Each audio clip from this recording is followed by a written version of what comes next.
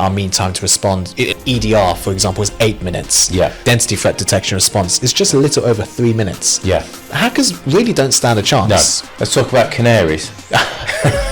Ransomware, of course, is probably the most stressful thing that an organization can be able to go through. Yeah. If I've got an organization that has zero cybersecurity, the first thing I want to do is implement detect and response. Okay, it could be spear phishing, for example, which are obviously emails that are directly for somebody.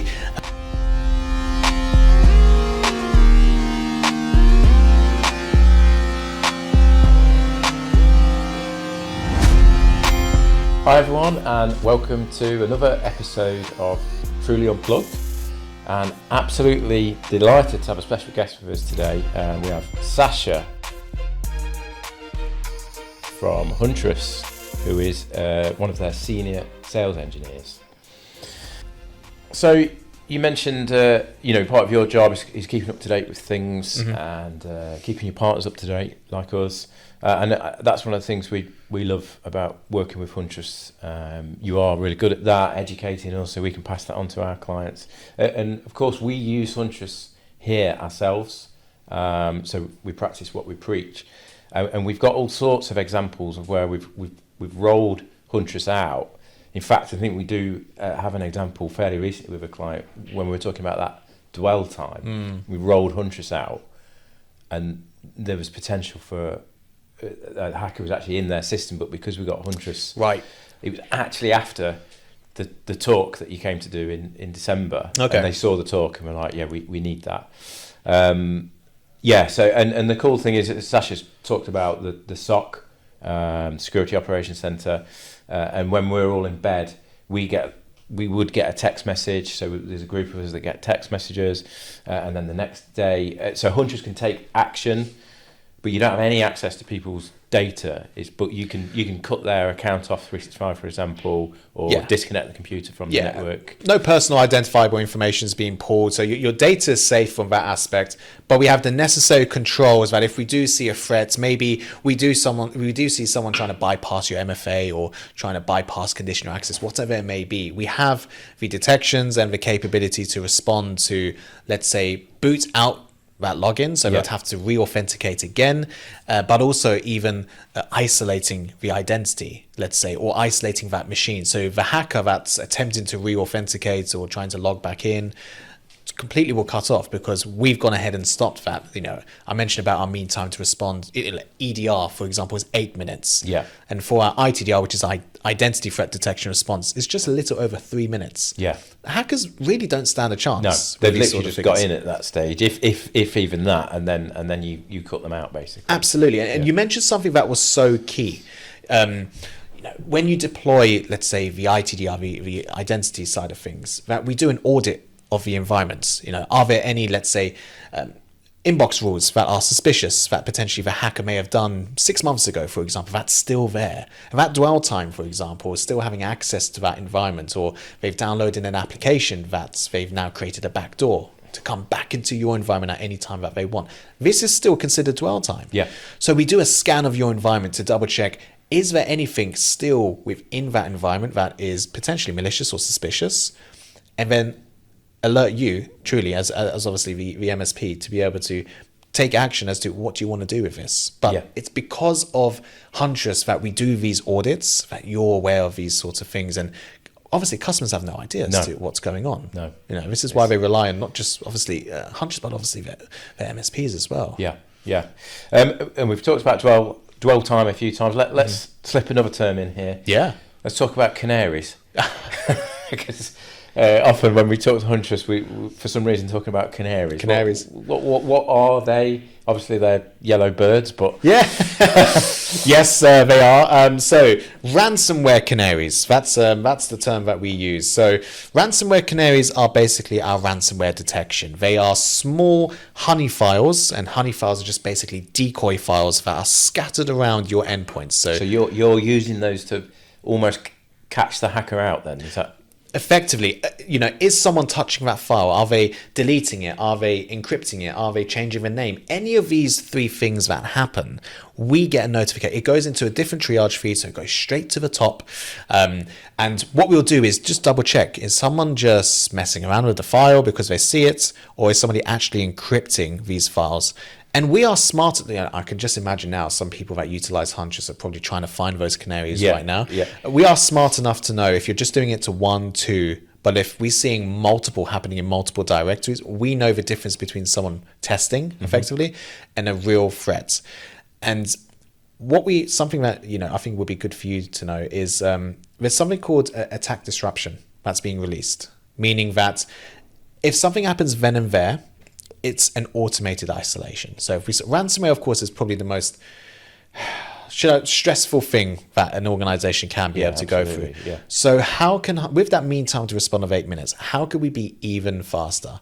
That if there's a threshold of files that have been, let's say, encrypted, or if there's a bad actor that's doing something suspicious, we have automated policies that will automatically isolate that machine to prevent any sort of ransomware actually occurring and actually moving and taking over that organization. Yeah. So canaries are there to be able to effectively act as decoy files and allow us to monitor the environment for any potential ransomware. Right. Okay. Interesting. That's fascinating, and I like the term honey files as well. That makes sense. Yeah, great. So yeah, we've talked about a couple of products. We've mentioned EDR, so that's the one that tends to sit. We call them endpoints, but we basically mean computers, servers. Identity is the Microsoft 365 element, but then there's also the human aspect and getting your users trained up.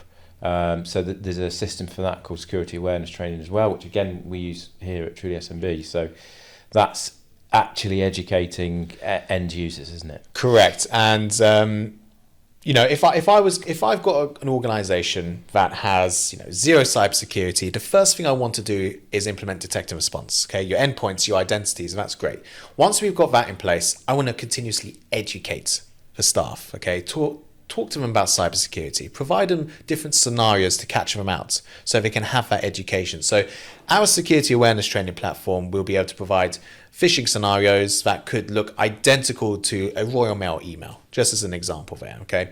And it will catch you out. And our goal is to educate you on the certain 3-4 things that you should watch out, such as the email, the domain, for example, the colors, it could be the text alignments, spelling, any of these sorts of things could be that 1 or 2 indicators to be able to prevent that click from happening and giving up your credentials. So phishing scenarios is one of them. And we also provide security awareness training learning as well, as in educational contents. What is ransomware? What is phishing? The new sort of, let's say, for example, AI, how is that impacting organizations? Yeah, like I think there's one on deep fakes, isn't there? There is, I'm absolutely. pretty sure I've seen it. Yeah, absolutely. And one of the cool things that we've done as well is we've released some more gamifications. So we've got simulations that will effectively show you how to be able to hack. It could be spear phishing, for example, which are obviously emails that are directly for somebody, and open source intelligence, utilizing public information to do some research on a target. And we offer those games to the learners so they can know how that works, because if you know how to hack, you know how to defend. Yeah, absolutely. Yeah, that's the sort of vision that we have with that. Oh, sounds good. And again, it's something that we use at TrulySMB, and there's a dashboard, and our CFO, we get in trouble basically if we don't do it, because even I would get into trouble because it's important that we keep up to date, and like you say, learning all those terms and the way that hackers are actually going about their business helps us to stop those things and see them. And then there's an extra layer, slightly more technical, so try and keep it non-technical, but there's another product that called SEAM. Yes. And my understanding of that is a way to, again, get sort of more information and signals out to your security operations center, which helps them with that visualization. That is correct. So what does SEAM actually stand for? Another acronym, Security, Information and Events Management. So they're kind of like, at the moment, 4 pillars. There's 2 more, but we won't go into that right now. But the 4 key pillars right now, endpoints, identities, people, network. So the SIEM solution is effectively going to be pulling logs, security logs from multiple angles of your infrastructure, cloud, endpoints, identities, your network devices such as a router, a firewall, for example.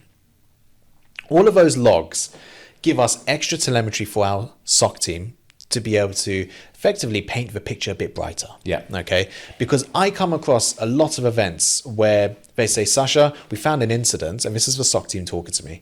We found an incident, but we need to contact the MSP to get access to certain logs. This has delayed our analysis. Now we've only painted half the picture. We've stopped the threat, but we don't know how they actually got in.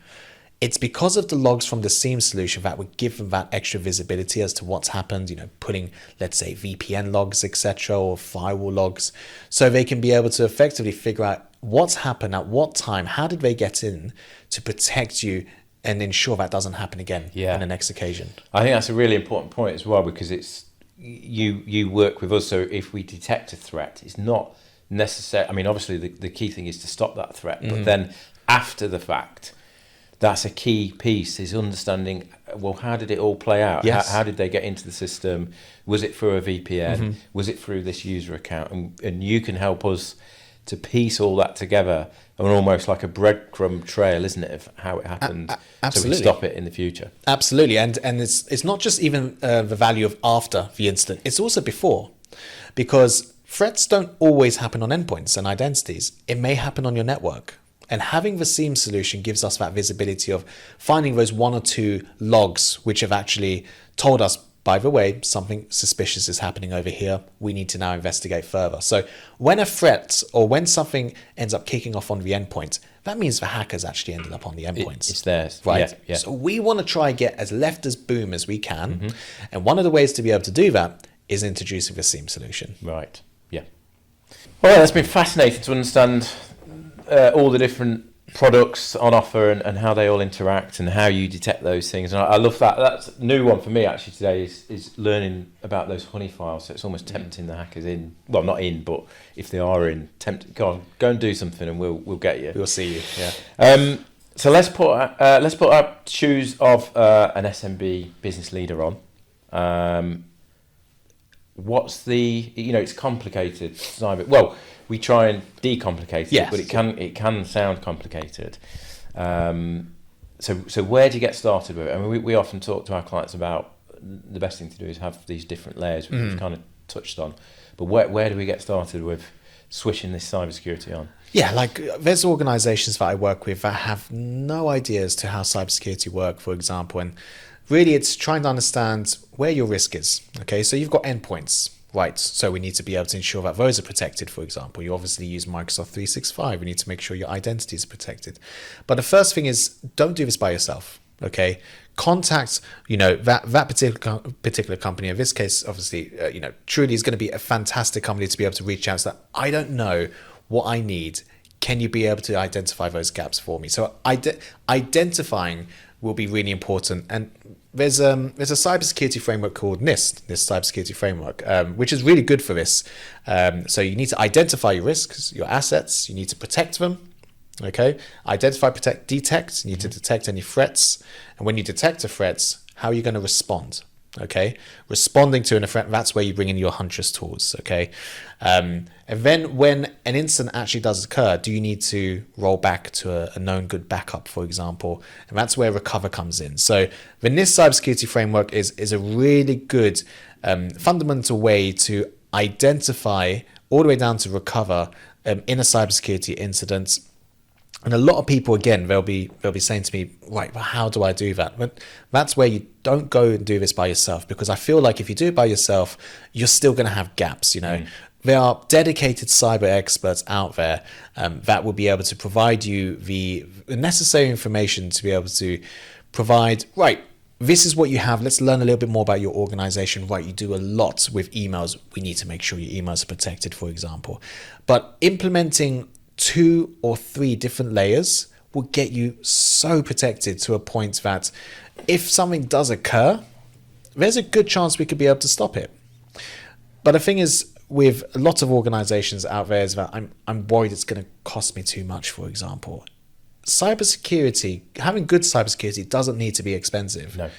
It's partnering with the right organization that will be able to ensure that you're having what you actually need. You're not purchasing something because, we think you should have all of these things, but half of these things are not necessary because you don't actually have the product to support it, for example. Yeah. But yeah, I think just having that conversation with somebody, doing your own research as well, and implementing basic things, MFA, for example, having, don't just rely on an antivirus. Okay, I already spoke about why that's already dangerous. Yeah, I was going to say, because I'm glad you said, don't do it yourself, because, and I imagine if someone listening to this was thinking, oh no, I think I can do this myself, probably would default to one of the well-known cybersecurity brands that you can just go and buy. But it's not. It may well be just antivirus, and of course we've already talked about doesn't really cut the mustard anymore. Yep.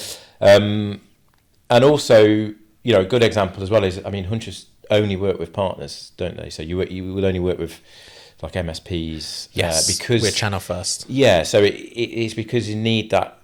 It just works together because we can provide the extra layers, the backup solutions, as well as all the Huntress solutions. Yeah, that's correct. Organizations out there, I always say there's two T's, T for tangos, okay? Time. End customers don't have the time to deal with threats. They don't know, what they need to do, for example, which comes into talent, okay? Do you have the right resources in-house to deal with these threats? Are you equipped to know what's a real threat compared to what's potentially fake? Have you allowed somebody to go in? That's why they rely, obviously, on organizations like yourselves, with massive credibility to be able to know exactly what they're doing. And a step further is not just you have incredible people already in-house, but you also rely on a company like Huntress to be able to be that 24/7 element, having the right technologies and the people behind it as well, that end customers can be able to sleep peacefully, knowing that there is a team dedicated looking after them. Absolutely, yeah. And it helps us sleep at night as well. Because we know, you're like the angels on our shoulders, basically. And if there is some sort of a breach, we're in talks with you'd isolate it like we've already discussed with them. We're in talks with the Huntress team to do that analysis on how it happened and all that.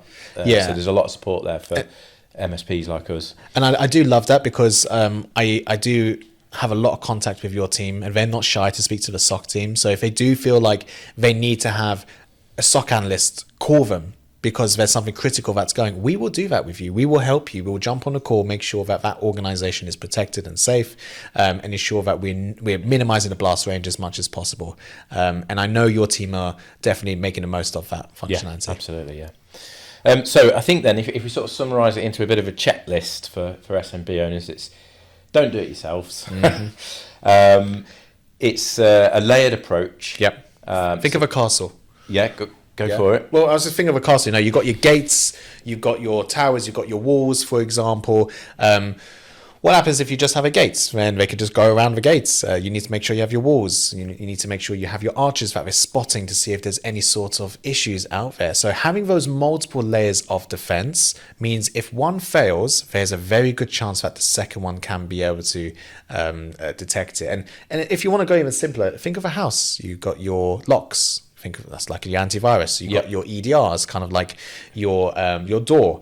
You've got your CCTV cameras. That's kind of like your SIEM solution, right? And you've got your house rules, to let the kids know never open a door to strangers. That's like your security awareness training. Yeah, I like it. Yeah, good analogy again. And then like I said, we haven't had a situation with a client who's had Huntress and they've detected a breach where we have had to revert to the backup. So I can honestly say that we've never had any clients that got Huntress. We haven't used a backup to get them out of a bad situation because Huntress has always been there and stopped it. But again, that final layer is if you did have a breach and your only option is to restore your data back, you would never pay the ransom. Would be a golden rule, but then we can provide you with a backup solution, obviously, to get that data back. Yeah, I always recommend every organization to have a backup solution because you never know when you may need it. Huntress actually sometimes does recommend, based on what we've seen, you should roll back just as a precaution. And you mentioned actually something that's quite interesting. Never pay for the ransom. I do agree, because if we pay for the ransom, we're kind of like feeding the cybersecurity criminals, oh, I'm going to do it again because they paid, for example. But if you have the right technologies, and there's kind of like ensuring that you don't just have backups locally, have it on the cloud, have an offline copy, for example, because what hackers want to do is they gain access to your environments and they want to encrypt your backups as well. Yeah. So, it's like the 3-2-1 rule, okay? That's what you should focus on, and never think that I don't need a backup because my data isn't worth capturing. Then we're in the same conversation as to why they're even hacking at this first stage. Your data is still valuable, but what they tend to do is they encrypt your backups and they feel like you're absolutely crippled and you have to pay the ransom. And there's something that I would love to tell the audience. There's something called a McDonald effect. Okay. So cyber criminals will change the price of the ransomware based on where you are located in the world. Okay, so if you are, let's say, McDonald's, okay, they have different prices in different areas of the UK. Okay, if you go up more north, it's a little bit more cheaper. If you're in London, it's more expensive. Okay, that's the same thing with ransomware and criminals. Based on where you are located, the size of your organization, they've got a little calculator, and they'll make the price up based on these statistics, and they'll give you a number to contact to be able to speak to somebody like a salesperson about paying the ransomware. And oh god, it was very interesting. I got a copy of a call of somebody that didn't have Huntress, and they were such a hard. The end customer was just like, I'm not gonna pay that, absolutely not. What did the cyber criminals do? They actually ended up giving them a 50% discount. Brilliant. I was like, what are we doing over here? Yeah, they're treating it like a business. Yeah, which it is, isn't it? I mean, it is. We've already touched on that, but it's not. No longer is it, the typical some person sat there with a hoodie on.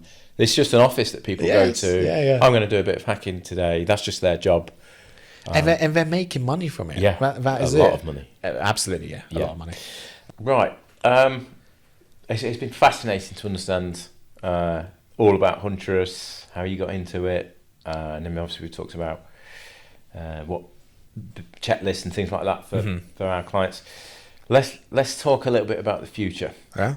Because we keep hearing, AI is here. It's here now, and business is going to change. It's going to accelerate things at a rapid rate.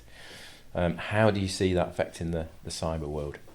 So I'm already seeing it, to be honest, in the forefront. A lot of organizations, honestly, at least the last 2 weeks, pretty much every day I'm having a partner come up to me and say, this organization's been breached. We need to start implementing X. Endpoints aren't the gold mine anymore, for example. And absolutely, like I said, you cannot not protect your endpoints. They are fundamental. You need it because somebody could download something, ends up being malware. Okay. But hackers aren't effectively hacking anymore. They're logging in. Because they're taking your credentials. That's it. And, with things like social engineering, it's never been easier.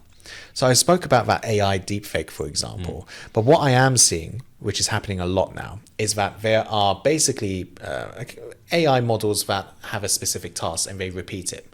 What they will do is they will end up sending out emails to people, spoofing the emails of their IT departments. Okay. Yeah. So pretending to be their IT department, saying, hey, we've got this new Teams update or we've got this new software update. Can we jump on a call to download it? We end up going on a call, speaking to an AI model, as what I've shown, or just on the phone, for example, and then downloading that application. And then they've got access to that machine. But it's because it's the social engineering aspects where that person's falling for it, but they didn't check the URL, for example. They didn't check the particular, let's say, confirmation that it is indeed somebody within the IT team. It happens all the time. Now, AI is allowing that to repeat all the time because the hacker doesn't need to really interact with it. No.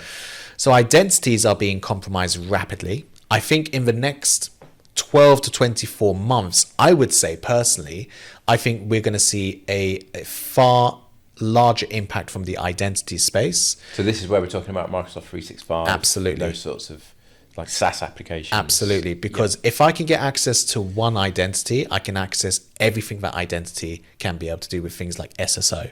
Okay. with that, it's also being able to capture all the emails that person has been sending out. So finance related stuff, for example, bank account details, maybe sending out emails on behalf, spoofing that email and sending out emails with that as well. That's the sort of impact I'm seeing right now. And I believe that's going to bleed over to 2027 as well.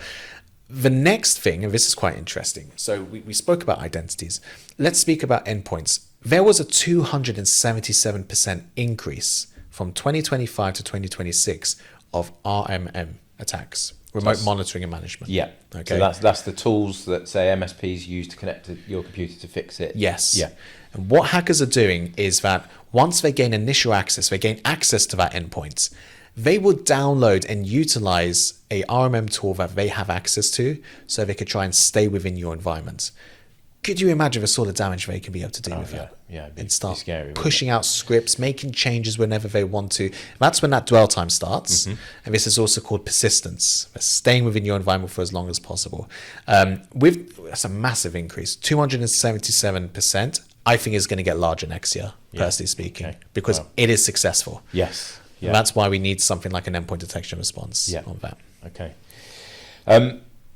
I'm a SMB leader, and hopefully we've got lots of SMB leaders watching this podcast. So what would be one piece of advice that you would give to SMB leaders? Like how do we prepare for the future? I know it's always tricky when people say, "Oh, give us one tip." But I think education. Okay. That's, I'm not going to say, right, there's one tool and that's going to fix all your problems, but you need to educate yourself as to what the current problems are. Because if you don't know the problems, you don't know how to solve them. Yeah. Okay. We use that a lot when we're talking about AI. You've got to keep up to date with AI, and you don't know what you don't know. So it's that kind of I agree. philosophy, isn't it? I wasn't just talking about, let's say, for example, security awareness training, which comes with education. I'm saying take the time to have a read and see what's out there. Or having that chat with somebody, go to that security conference, for example, and just learn a little bit more as to what's going on out there. You will be amazed. And people come on to, shows that I do and just be like, so I didn't even know half of that stuff exists. So education is probably the single most powerful thing a individual can be able to do. Because believe you me, you go out and you learn what's going on, you'll be coming back with a new mindset and you'll be like, this is what we need to do. Yeah. Okay. That's great advice. And is there any particular websites or anything like that people could go to? There's educate themselves. There's hacking forums, but that could be quite not too technical. That's quite technical. But what I would do is even YouTube. Just going on YouTube and just typing in, for example, cyber threats of 2025. And it'll give you a high-level understanding as to what's been going on. I would also recommend going into, let's say, for example, cybersecurity conferences, InfoSec, and just understanding a little bit more with what's going on. Yeah. And I would also recommend having that chat with your trusted partner. In this case, it would be you guys. Absolutely. And having that, one-to-one conversation, even just half an hour long, will make a big impact as to, right, tell me what's going on. Give me a presentation as to what's going on. Let's just have a chat as to what you're seeing your organizations suffer with the most. How can we be able to also mirror that and protect ourselves as well? It all is education at the end of the day. Yeah. And we can help with that. We've, we're known for our Truly Fit program, and we get our clients to score themselves before we get started. And one of the areas on that score is security. Yep. And obviously, if a client's not sure and that's a low score, we would do exactly that. We'll sit down with them, have a discovery session. What are you concerned about? How can we help you? What's the technology out there? I think the most dangerous thing that you can be able to do is get comfortable. Yes, complacent. The most dangerous thing that you can be able to do. You have to get comfortable of being uncomfortable in today's age. And that goes right back to the start of the podcast when we said, my business is not, no one's bothered about it. That's it. If you're a leader and you're saying, right, I've got perfect cybersecurity, for example. Maybe you have your EDR, your ITDR in place. Okay, fair enough. But if you don't have those sort of technologies in place and you're not continuously reviewing your technology cycle, at least once a year, for example, and doing instant response plans, what happens when something goes bang, not having the mindset the mindset that I have is I'm going to assume everybody's going to click on that link. what's the next stage that I'm going to have, my detect and response tools. If you have a mindset that you're saying, we've got perfect cybersecurity, your risk. Yes. Fundamentally, your risk at this stage, Yeah, so you just keep on, like you say, educating yourself, and just assume that you haven't got perfect cybersecurity. Yes, I agree. That's how you will learn. Yes. Throughout the journey, and it's a journey. It's not a sprint. It is a journey. Yes. Of cybersecurity. Yeah. Well, Sasha, that's been absolutely superb. I've really enjoyed. I mean, I'm in the industry, but I've learnt something today. I'm not a cybersecurity expert, but obviously I do hear about these things on a day-to-day basis. But I think the biggest one for me I'm going to take away is that honey file. So it's just interesting to know, it's not complex to understand that. But that's the levels that cybersecurity like Huntress are going to. You're planting these files in there to pick the hackers up and stop them in the tracks. We've talked about the SOC. We talk about SOCs a lot when we talk about security. So that's real people sat there 24/7, 365 days. Yep. Even Christmas. Watching out for your endpoints, your computers, your identities, Microsoft 365. Microsoft 365 is something that if you haven't got that protected, then it's an area that's just rapidly increasing. Massive risk. Yeah. And then, of course, AI. Huntress are using AI to great effect, but it's keeping up with the hackers because, of course, they're using AI now. We are nowhere near the peak of what we've seen with AI as a society right now. Every day, something new is coming out.